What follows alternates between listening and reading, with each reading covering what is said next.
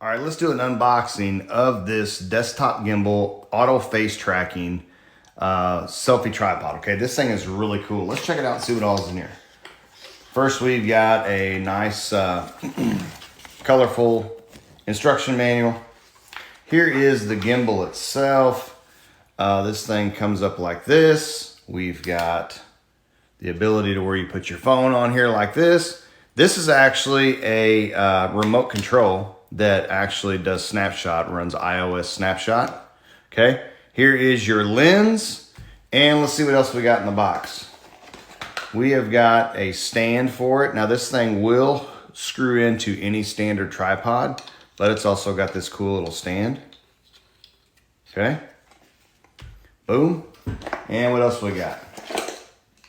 We have got a charger, little charger, and check these out. These are little lights that go on the side here. So you hook those up.